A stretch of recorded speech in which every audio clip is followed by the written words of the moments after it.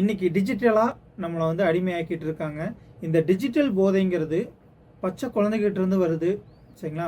நான் ஆல்ரெடி சொல்லியிருப்பேன், cartoon videos எந்த அளவுக்கு வந்து ஒரு இம்பேக்ட் ஏற்படுத்தும் அப்படிங்கிறத நம்ம சேனல்லே போட்டிருப்போம். ஸோ அந்த வீடியோவும் நீங்கள் பார்க்கலாம். ஸோ அதிலேயே சொல்லியிருப்பேன், அந்த வயசுலேயே உங்களுக்கு வந்து 18 வயசு 19 வயசு ஆனதுக்கப்புறம் உங்களை வந்து நான் மாற்றணும்னு அவசியம் இல்லை. அப்போல்லாம் உங்கள் பிரெயின் வாஷ் பண்ணணும்னு அவசியம் இல்லை. நான் உங்களை சின்ன வயசுலேயே மாற்றிடுவேன். ஓகேவா? நீங்கள் வாய் பேசி பழகிறது, நீங்கள் முதல்ல என்ன வார்த்தை பேசணும், அதாவது அம்மா சொல்லு அம்மா சொல்லுன்னு சொல்லி அம்மாங்கிற வார்த்தையை முதல்ல குழந்தை சொல்லும்போது அம்மாவுக்கு கிடைக்கிற சந்தோஷத்தை விட இன்னைக்கு சோசியல் மீடியா என்ன வார்த்தை சொல்லுதோ அந்த வார்த்தையை தான் குழந்தை முதல்ல பேச ஆரம்பிக்குது. சரிங்களா? ஒரு கெட்ட வார்த்தை அப்படிங்கிறது குழந்தைங்களுக்கு வந்துட்டு எப்போ தெரியும் அப்படின்னா, அதுக்கு ஓரளவுக்கு விவரம் தெரியும் போது, மேக்ஸிமம் நம்ம ரொம்ப சின்ன வயசுன்னு எடுத்துக்கிட்டிங்கன்னா 5 வயசு 6 வயசில் தெரிய ஆரம்பிக்கும். சரிங்களா? இன்றைக்கி குழந்தைகள் மழலை குரல் மாறாத அந்த குழந்தைங்க வந்து என்ன சொல்லுதுன்னா கெட்ட வார்த்தைக்கு பேசுது.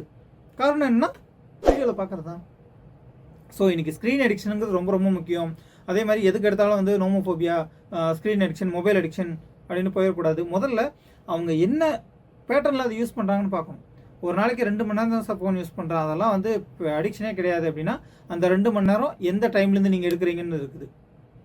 நைட்டு 10 மணிக்கு போய் நான் பெட்டில் படுத்துட்டு 2 மணி நேரம் ஃபோன் யூஸ் பண்ணிட்டு 12 மணிக்கு நீட்டாக தூங்கிடுவேங்க. மொபைல் அடிக்ஷன் தான். ஸோ என்றைக்கு உங்களோட தூக்கம், என்றைக்கு உங்களோட சாப்பாடு, என்றைக்கு உங்களோட அன்றாட தேவைகள் வந்து உங்கள் மொபைல் யூசேஜால் டிஸ்டர்ப் ஆகுதோ அந்த இடத்துல கண்டிப்பாக பிரச்சனை தான். அதுக்கு பேர் தான் அடிக்ஷன். நான் ஃப்ரீயாக இருக்கேங்க, ஒரு 2 மணி நேரம் ஃப்ரீயாக இருக்கேன், எந்த வேலையும் இல்லை, இல்லை வேறு ஏதோ ஒரு விஷயத்துக்காக வெயிட் பண்ணிருக்கேன், அப்போ நான் ஃபோன் யூஸ் பண்ணிருக்கேன், அது வேறு விஷயம். சரிங்களா? அதுவுமே உங்களை அடிமைப்படுத்தும் தான்.